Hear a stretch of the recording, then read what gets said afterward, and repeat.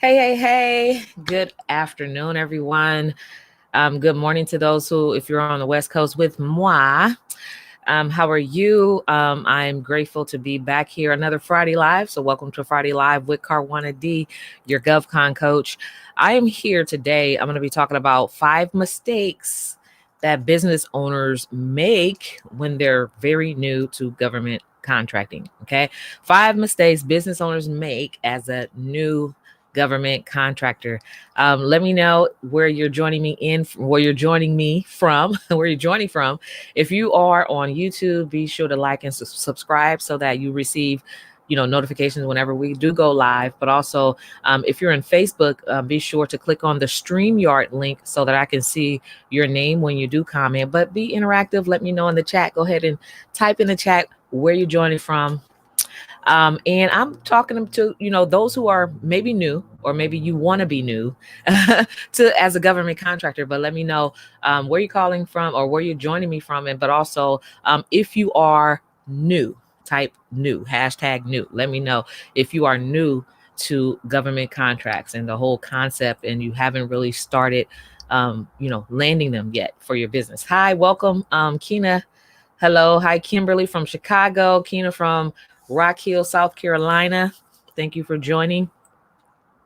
So I'm excited about everything that's going on. I hope you guys are enjoying all of the Friday lives, and I hope that it is useful and impactful and empowering, to you as a business owner, and that you're taking heed. Hey, Booth, Crystal, Booth A, Crystal. So you're new. Okay, cool. So I know there's a lot of you that are new, of course, to getting started, maybe have not even just yet started. Maybe you've began the journey and haven't had any success yet. And so those are like some things, of course, that I want to just kind of like help you with, some tips around what to do, what to prepare for, what to look out for. Hi, Tony. And BJ from Charlotte. Hello, you're new. Okay, cool. Yes, I love newbies, because it's like your babies, you get to learn everything before you even really take off. You get to learn like some basic principles and some basic tips to help you even become even more successful and get there faster, of course. So I love it when you're absolutely new. So today we're going to talk about the 5 mistakes, and these are like some of the common mistakes. Of course, some of these things I've actually had to learn and overcome myself when I was new as a contractor. But these things, whether or not you're doing business with the government, these things are definitely key to maintaining a successful business, right? You could be doing business with corporations, of course, and these are still principles that will help you understand how to stay on top of your business, but also, maintain that level of success. So anyway, I'm trying to pull up my notes real quick. I had them. I don't know what just happened to my notes there. But anyway, hi, Shaquana. Shaquana, where are you joining from? And Tony, hello. Hi, Tony. Okay, so I have my calendar pulled up. Today is the 19th. Here we go. All right, my notes. Okay. So number 1. All right. So if y'all ready for these, basically 5 mistakes or 5 tips, things that business owners make when they're new to government contracting, so they can it'll just kind of help you get past those hurdles and understand what to look for. TJ, hello, speaking into existence. Yeah, that's awesome. Hi, Coach Carwana. Hey, TJ. Hello. So number 1, so the first mistake that I find business owners, or especially new business owners that are brand new and getting started with government contracts, they make is they don't have a blueprint. Okay. And I know you've probably heard this several times before. Having a blueprint, like even a business plan is like a blueprint, right? But in government contracting, you also have to have a blueprint. What is your blueprint? Have you even thought about it? Do you have a plan, a strategy, or something that's going to help you get from point A to point B in your journey, in your business journey? Like, what do you want to accomplish? Excuse me. What do you want to accomplish? All of those things are important. Okay. Having a blueprint, a roadmap, it's like being an engineer, right? So as an engineer of your business, which that's what we all are, we're self-made engineers, of course, with anything that you want to accomplish or anything that you're trying to accomplish or in the process of doing or building, you're the engineer. As an engineer, what is your blueprint? What are you building? It's just like building a house. You can't build a house without a blueprint because you need to know that it's going to be sustainable and that the foundation is going to be firm, and that in that blueprint you have to know where the walls are going to go. That helps you know the skeletal of that building, right? Same thing for business, right? You have to know where the what do you call those things? The wood, basically, where the stems and the wood, and like you have to know where that stuff is going to go. Where is the sheetrock going to fall? Where's the electrical and the plumbing going to come in? The lighting and all that stuff. Where's that going to come in? How are you going to build out those rooms? It's the same thing for your business, having a blueprint, right? Some people want to, they want to have, of course, a successful, profitable business in government contracting, and you can. This I know you can. But they don't have a blueprint, right? What does that look like for you? What is your goal? Like, do you have a number, right? Do you have an idea? Hey, Angel from North Carolina, do you have an idea of how many contracts you want to land, right? Is there a time period for you to go after your first? And if so, whatever your goals are, you want to work backwards. How are you going to get there? That's the part of the blueprint, the strategy, your marketing strategy, are you consistent? Are you bidding, right? You have to bid in order to get contracts.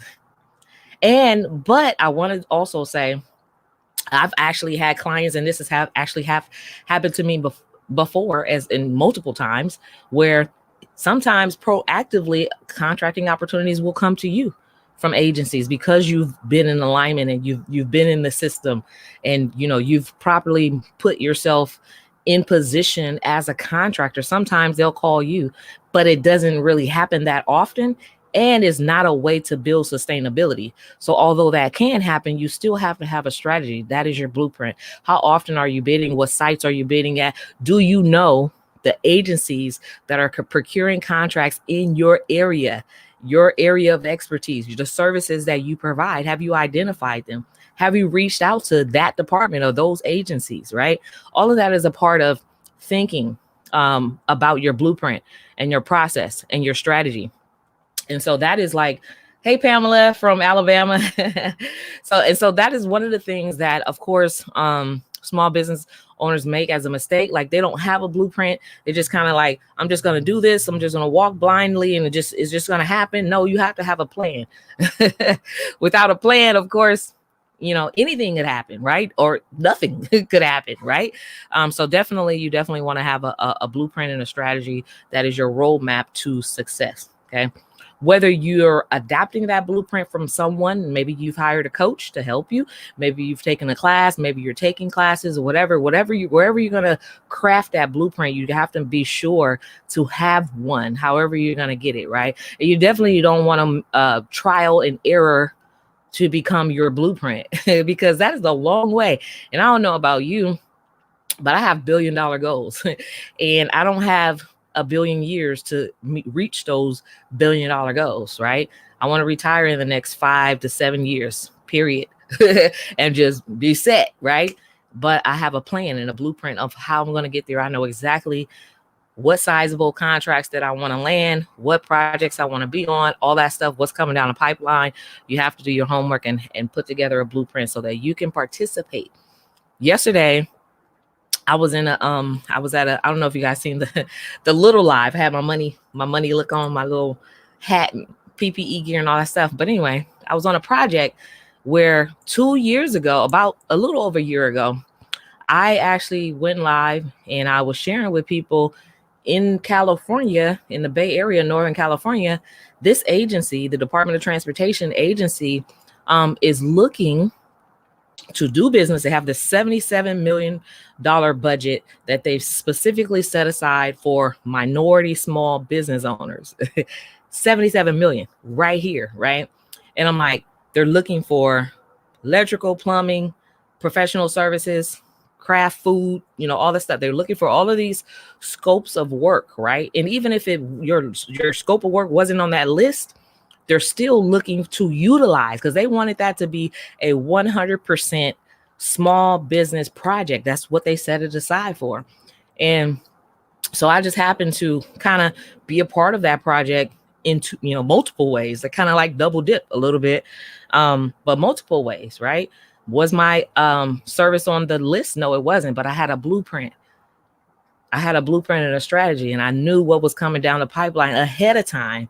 And I positioned myself and I leveraged my certifications. So if you have those certifications and you don't know how to put them in a blueprint, in a strategy, so that you can get and accomplish the things that you want to accomplish, but also get contracts, then we need to talk. Honestly, like seriously, like this is not a game. It's no play. There's serious money. We're talking about closing the wealth gap, closing the wealth gap between minority and women and small business owners. The opportunity is there. You have to have a blueprint so that you can be a part of that. What is your blueprint? Let me know. BJ say, how do I speak with you directly? I need help. I will share my link at the end of this presentation, so just stick around. I'll be happy to speak with you, but I'm going to definitely share my link. Okay. So number 2, the second biggest mistakes that business owners make as a new government contractor is not being organized. And I say that with a giggle, because when I first started, oh my goodness, like systems and organization, that just was not me. I'm here. I'm here. But I'm here to tell you though, but being organized is something that must come. That you have to understand what you have. And the reason why I say that is because you don't want to just stop at one contract. You can, right? Sky's the limit, but you can if you're okay with that. You have the ability to land multiple contracts simultaneously. Ask me how I know. Multiple. We're talking about multiple. 70,000, 200,000, 300, multiple stacked up on each other simultaneously. You're managing that. And it's so easy to do that working less than maybe 90 days, 100 days, 150 days out of the year. There's 365 days in a year. It's so possible and so easy to do that working less than part-time. So a few weeks ago, I did a training on the 6-figure formula. I don't normally share that information, outside of, with my clients that I work with, but I shared it here. The 6-figure formula, understanding the numbers, how they break down, and how easy it is to generate $1 million or $500,000 or whatever it is, working less than part-time as your own boss with government contracts. It's so possible. Okay. But you have to be organized. And the reason why I talk about organization is because when you have those multiple contracts that you're managing, it's so easy to forget, oh, you're supposed to be doing this and this is due on that date. And you have to invoice. Like I've forgotten several times to invoice and I do my invoices monthly. But, when you have so many, it's just like sometimes it's easy to forget. So that's why you need to have one of these. Like this is just my small one, right? If you can see it, this is my small one. But I have a gigantic one on my wall where I list out all my projects, the dollar amount, contract dollar amount of those projects, what I'm doing on those projects. And then I use my little one to show the little bitty tasks that are due on a monthly basis or whatever, so that I'm staying on top. So you definitely, when you land a contract, you want to be able to stay on top of your deliverables so that the contractor, that's working with you, they're pleased that you're on time, you're delivering. They don't have to call you to remind you about anything, but you're organized, right? Invoicing. Do you have an invoicing system that you use so where you can track, I've sent this invoice, now I've received the payment and I'm going to mark it as received, right? That's so you can understand what your cash flow is looking like. All of those things is like little bitty things that you learn as an entrepreneur, or as a business owner, or CEO, whatever you want to consider yourself as. Those things are important.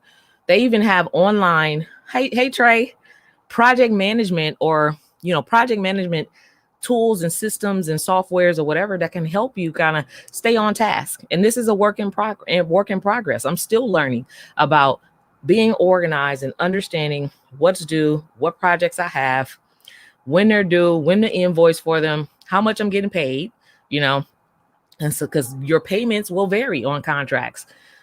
On the project I was on yesterday, that's like I was telling my husband, I'm so organized.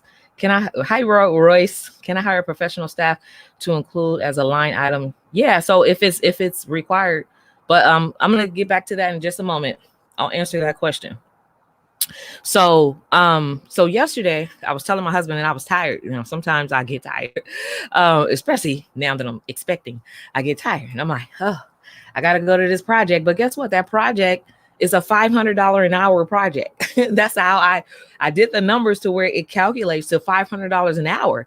And I'm like, and when I take my maternity leave, I'm like, babe, I'm gonna train you so that when I take my 2 to 3 weeks off or whatever time I want to take off, you can go out there for me and we still get that, right?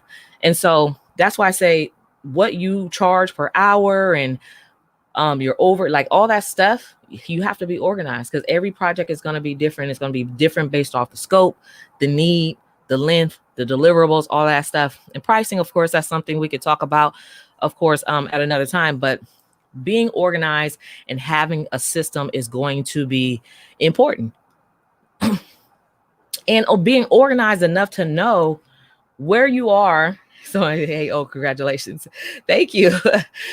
Where you are enough to know what other services. So here's the thing. Here's an excellent thing to know about being a contractor. And once you have that contract, did you not know you can negotiate to offer additional services as you see fit? So let's just say you have a contract, you're providing one service, you see a need, right, to serve a need that is unfulfilled or something that you can basically add value to, you can offer that and then increase the value of your contract, right? So everything is negotiable. So definitely when you organize, then that gives you the ability to fill those gaps and to see like what else can you get out of that particular project. So number 2 was organized, not being organized. Number 3 is, and this is a big one, this is a huge mistake. I myself had to learn how to understand my contract. So most new contractors don't understand their contract. I see it all the time. I'm on a project right now where we have these monthly trainings for small business owners that's learning how to do business with a particular agency.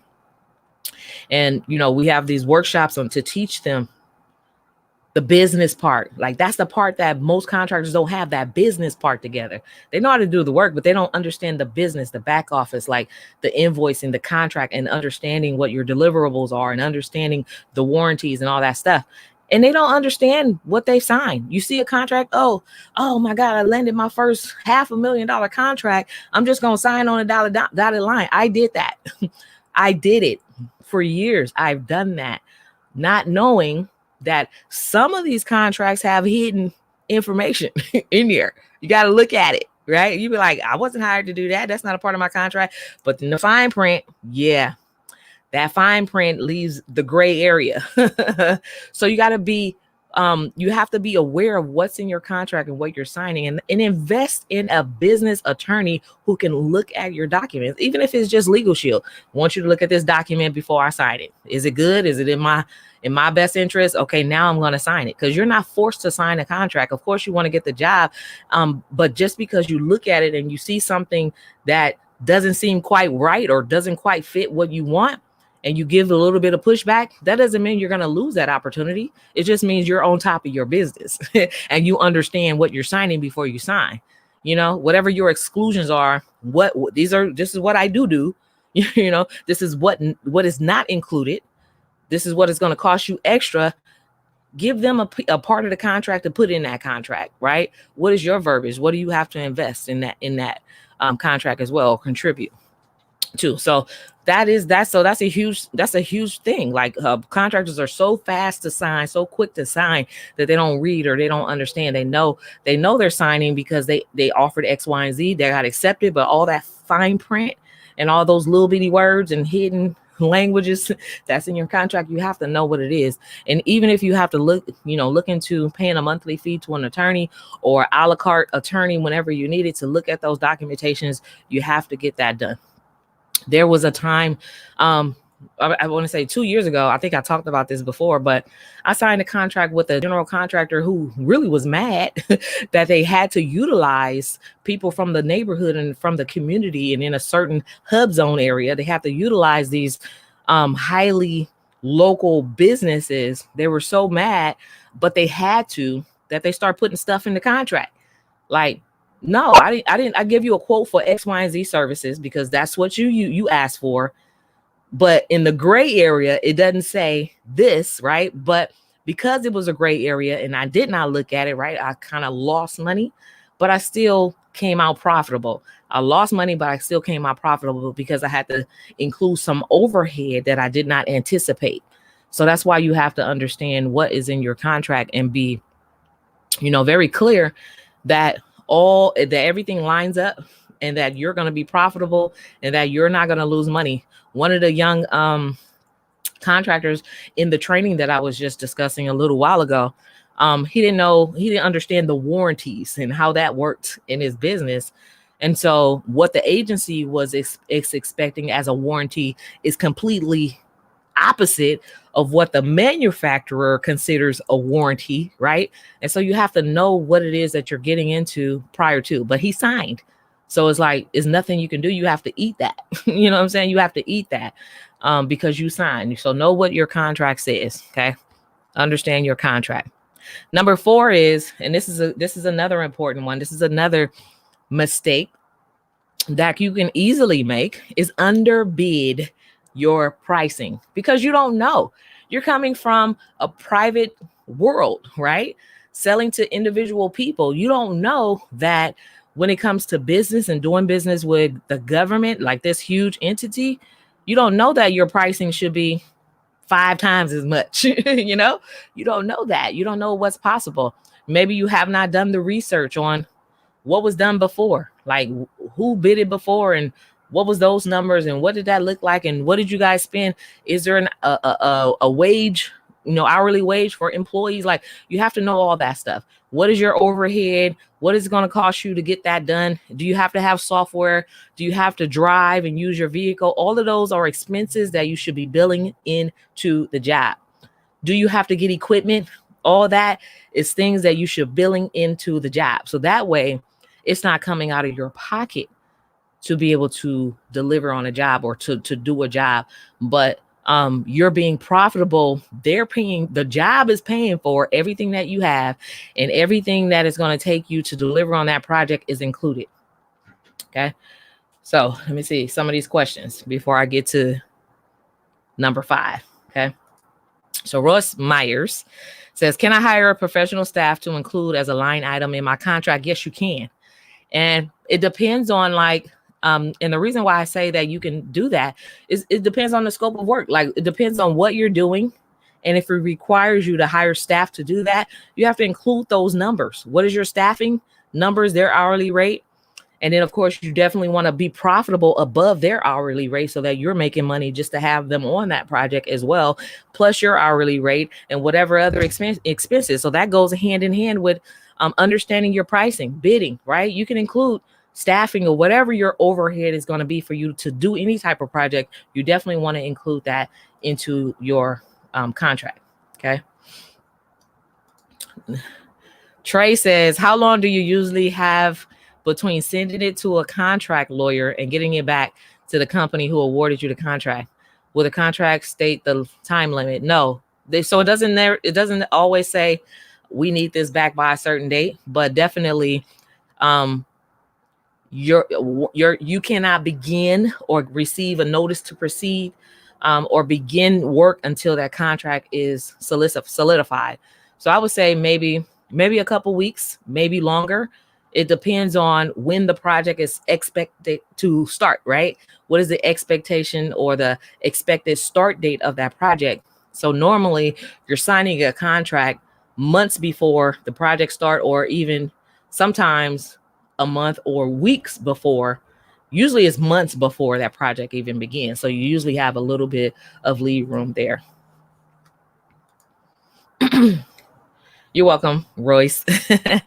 Okay, so individual customer mindset, understanding that when you're doing business with the government, you're not doing business with a person. You're doing business with an agency.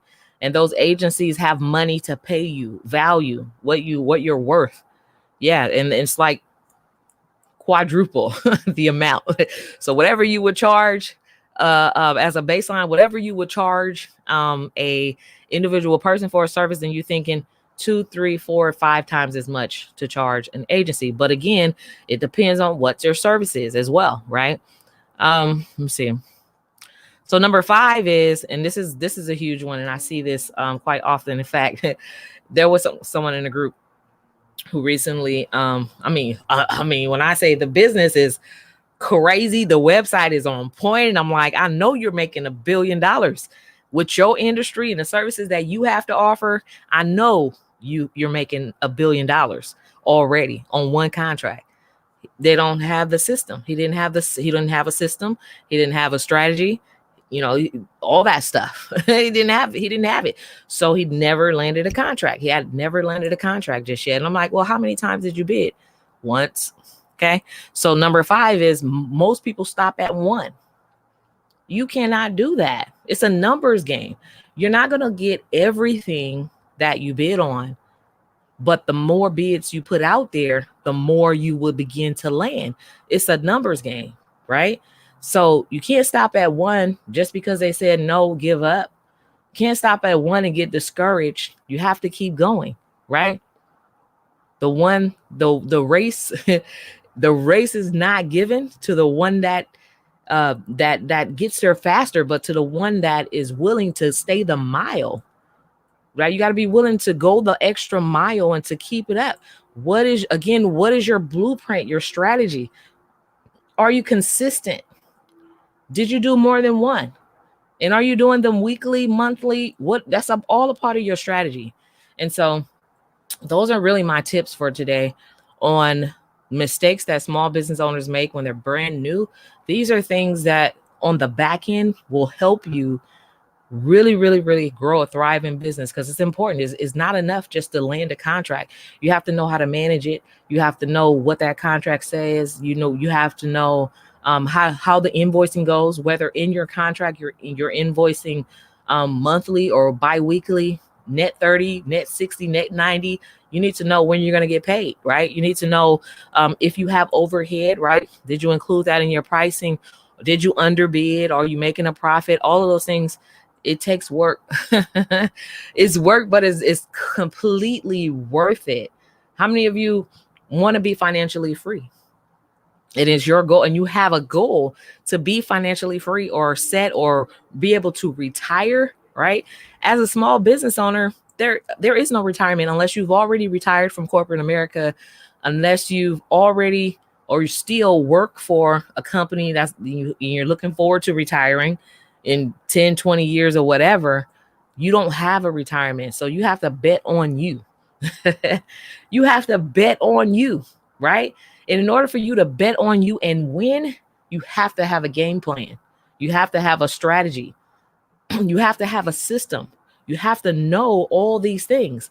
And when you know it, you can easily teach someone else how to do that, right? It's called growing as a business owner, as a CEO, growing. That's where you can duplicate yourself and then sit back and, reap the benefits. Now your business is running without you, but you're still getting paid. You're still the boss.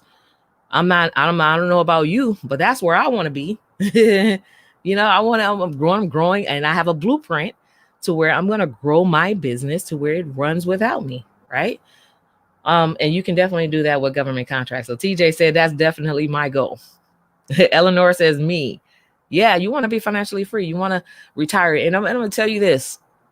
I've been able to do mostly everything that I've always dreamed of, but never had the means, always wanted to accomplish, but was never in position to accomplish that, could have never done had I been working for corporate America. With this business, with government contracting and understanding how that works and having my blueprint strategy and all those things that I just shared with you, I've been able to accomplish every single one of my dreams. My next one is, because you don't want to stop dreaming. And of course, you want to make your dream become a reality. In order to do that, you have to put those action steps and create goals and all that stuff. Have a strategy. Again, that blueprint, right? So my next strategy and blueprint is to retire in 5 to 7 years as a billionaire. That's my goal. And I know the money is there. I showed you guys that the money is there. If the government is spending 9 trillion plus, and that's growing every single year, 26% of that is 2.3 trillion, right? That's on the table for small businesses that are certified. 5% of that is like what? A couple hundred billion or million, a couple hundred million or whatever on the table for small business owners. 1%, a 0.5%. It's achievable. Anybody can become a billionaire in this game. The money is there. You just have to know your worth, get in position, understand these mistakes so that you don't make them. Get in position, have your blueprint and your strategy. Get a coach, even if it's not me, right? Even if it's not me, get a coach that understands what you're trying to achieve and has been there, who can show you how to get there faster, right? And then, stay the mile. Don't stop at 1. Don't stop because somebody said no. Don't get discouraged because of the no's. Don't get discouraged because of the paperwork. Don't get discouraged because now they're putting people in position that's making the paperwork processing more difficult. I see that on a local level. And I'm like, how do you have a program where you're saying you're here to serve this demographic of business owners, but you've created all these hurdles and roadblocks to make it almost impossible for them to be a part of that program? It doesn't make sense. When did y'all add these extra layers? It does not make sense, right? And so Roy said, I work for the government. She's telling you the truth. And it's true. And it's true. Look, so all of these other different layers, don't get discouraged because of those layers. Play the game. When you run up against that, play the game. Oh, you want this now? Oh, okay. Well, I don't have that, but let me go get it. Oh, that doesn't apply to my business. So let me write this letter of explanation of why that doesn't apply to my business. I was helping one of my clients actually was having problems with like the local business certification because they're sending her through hurdles. And I'm like, let me jump in for you. I don't normally do that, but because I do it with my VIP clients, but let me jump in for you just to kind of see what's going on and kind of help y'all get past that, because I want to see you get a win, right? They're asking her for a Schedule C, which is for those who basically are sole proprietors, but you have a corporation. There is no Schedule C for people who have corporations. So they're asking you for the wrong type of documentation, and that's the roadblock. Nah, they know that you don't get a Schedule C unless you're a sole proprietor, or if you're a LLC that elected to be treated as a sole proprietor, right? So that you can do the pass through on your taxes and all that stuff, how all that works, right? And so you need someone on your team who knows the ropes and who knows the games and knows how to get over those hurdles, right? So let's stop playing. Let's stop playing. Don't stop at 1. Don't stop because it seems difficult. Ask questions. Just keep staying the pace. But anyway, that is my wrap for the day. To kind of recap, number 1, the 5 biggest mistakes. Number 1 was most small business owners don't have a blueprint. Be sure to have a blueprint, a strategy, a roadmap, even if you're just, borrowing it or have a coach who can give you a strategy that you can customize and implement or whatever, right? And not organized. Number two, get organized so that you're delivering quality services, you're on task, you're invoicing at the right time, and you're getting paid. Because if they don't pay you, by law, there's just laws that govern, they owe you interest over the time period, right? So you want to make sure that everything is intact, but also you have a business attorney or whatever, and it's an investment, right? You got to have 5 on you. You got to invest in you to have that $1 million, $1 billion business. You got to be willing to put something on that, right? If you're not willing and you keep your hands closed and your fists closed and you're not open to receive any blessings, any abundance, any profits or anything, because you're not even giving into you. But how can you expect someone else to give into you when your hands are closed and you won't even give into yourself? It does not make sense. So number 3 was, most people don't understand their contract, right? You don't understand your contract. You have to get a business attorney to look at that. You have to know what you're signing. Have your own contract version, and they can merge those two together. Understand the language, reading. Don't be so quick to sign, signing away your profits and stuff because you don't understand. You want to look at that, get an attorney to look at that. Underbidding your pricing. No, if you have an office and it requires you to sit in that office to do the work on your computer, that office expense, whatever percentage of time is going to take you to do that job in your office, that office percentage should be billing towards that particular project. And that's how you do that, so that you don't underbid. If you have to drive how many miles to that project and the gas is going to take you, you have to, of course, you have to have some type of umbrella, auto something insurance for that in order to include that as your expense, but definitely include it so that you're not using your out-of-pocket money and your profit to pay for a job when the job should be paying for itself and you should be making money on top of that. Okay, so understand your pricing and don't stop at 1. Yeah, that's all I'm saying. Don't stop at 1. Don't stop just because they said no, or in fact, you want to use that no to get to your yes. So bring on the no's. The sooner you can get to the no through those no's is the sooner you'll get to your yes. Because guess what? You want to use it as a learning experience.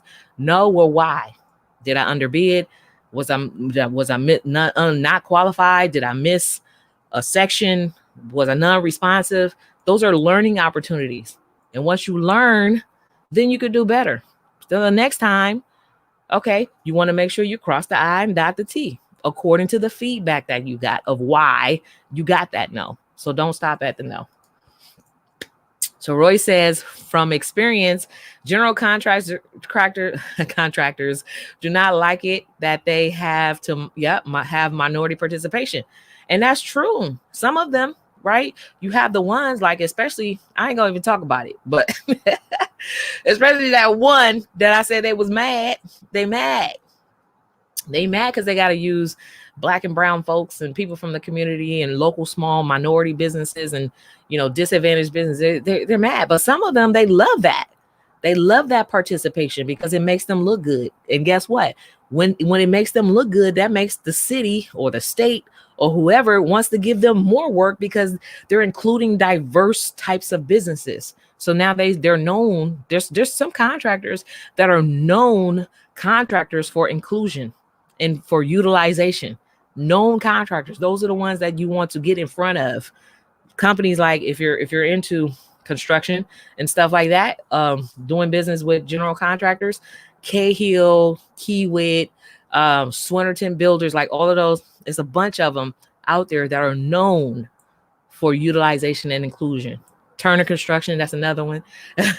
And you want to connect with those. Those are the companies you want to do business with. Excuse me. So Trey says, that's done by design to discourage us, but the gyms are teaching us, are committed to helping us and seeing us through. Yep. Thank you for all that you do for us. Thank you. And you're very welcome, Trey. Yeah, the gyms, understanding, just know, like, you know what I mean? Knowledge is power, of course. The application thereof of knowledge is even more powerful. So when you go out in that field and you're working with these contractors and stuff, when they're playing games, you have a voice, what your rights are, the laws that govern inclusion and that govern being paid on time, and that govern in 30 days you got to pay me or whatever, that govern when you get paid. When the contractors get paid, they have to pay you within this certain time frame.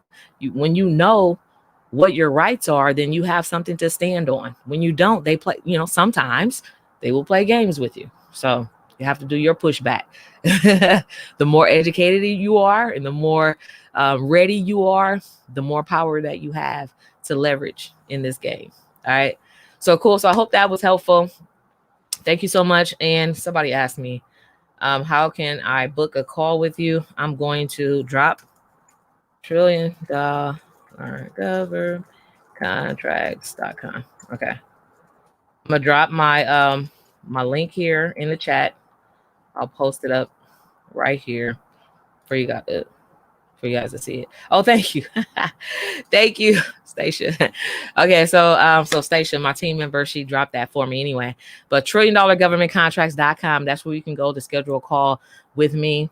Or my team, doesn't matter. We're all qualified. We all work together, but you'll be able to schedule a call with me to talk about how I can help you get started, land your first contract. We have people that are landing contracts in 3 to 6 months, and that's on average, right?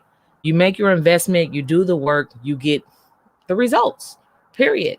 You do the work, you get the results. The money is there and it's proven. That's public record. You can look it up. The money is there. The programs are there. The inclusion, like the goals are there. The only person that's not there are those who have not and are not landing contracts. What are you going to do to get there, right? Are you going to try to figure it out and not figure it out? Or are you going to try to wait and see if what you've done already is going to work, right?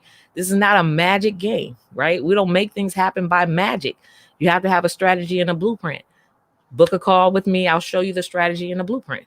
$1trillion-government-contracts.com. I look forward to seeing and speaking with some of you and most of you who will be working with me inside my $1 trillion government contracts program.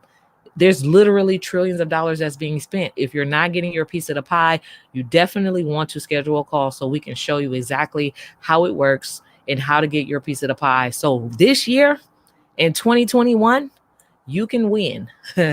You can win. It's still time for you to clean up. We're in March, April, May, June, July, August, September, 6 months before the fiscal year ends. We got 6 months before the fiscal year ends, and there's still trillions on the table that they have to get rid of.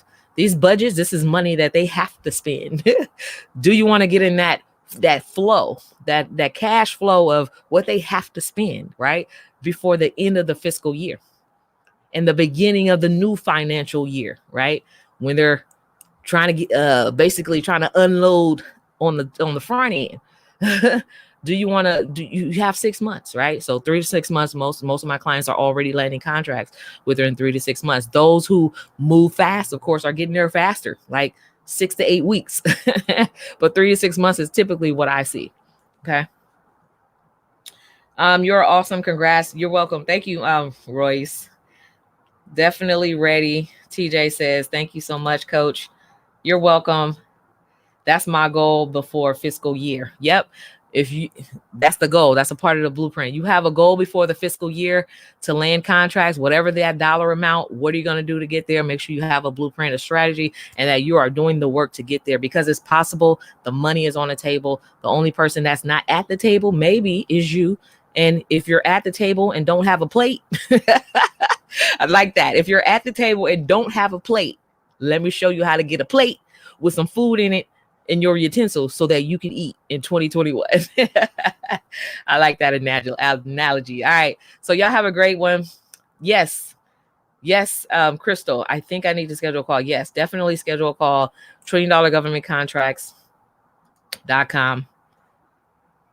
Government program managers will tell you that contracts are awarded every 26 seconds. Look, and it is every 26 seconds. And some people call, when I get on calls with people and it's like, well, how often do they put these opportunities? This is not one page where they're putting out stuff, and it's like 50 states of people going after that one page. These are multiple agencies at every city, state, and federal level, multiple sites, multiple opportunities every day, all day, just money, money, money, money, money, money, money, money. And they're like, who wants it? Who wants it? Who wants it? Who wants it? Who wants it? And some people look at it and they say, oh, okay, one day I'm gonna figure this thing out. And some people look at it and say, oh, let me put myself in position so that by the time that due date comes, I can be in position to bid on that and that one and this one and that one and this one. This is how I'm going to grow my business, right? And so there's opportunity. So she says, Roy says, government program managers will tell you that contracts are awarded every 26 seconds and the money is there. She works for the government. And every 26 seconds, contracts are awarded. Are you getting a piece of that pie? Whether it's as a prime contractor or a subcontractor, you should be somewhere in that. When money is falling and when money is being given out, you should be somewhere in that, right? And this is some of the things that I teach inside my particular program is how to go after opportunities, even if it don't say what you do. How to leverage your certifications and your status and all that stuff to go after opportunities, even when it does not say what you do. Is money on the table.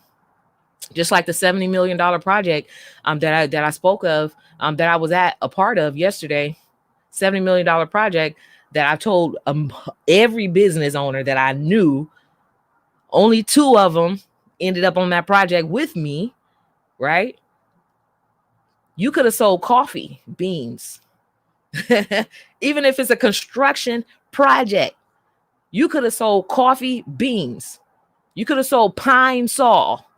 You could have sold sticker notes, those little sticky pad things. You could have sold this. Believe it or not, they have these. You could have sold paper towels, hand sanitizers. Getting in position, understanding strategies is not what you see. It's what's beyond what you see. It's not what they say is there. It's how you position yourself to be a part of that. You could have been a part of that. You could have wiped the windows. You could have been a window wiper. There's still opportunities. There may still be some opportunities. You could put up the drapes. They don't have any curtains. They don't have any furniture. They don't have no interior design, none of that stuff as of yet, but I'm pretty sure they're looking for vendors to supply those things. Okay. Somebody said I need to eat. Okay. So she said, what'd you say?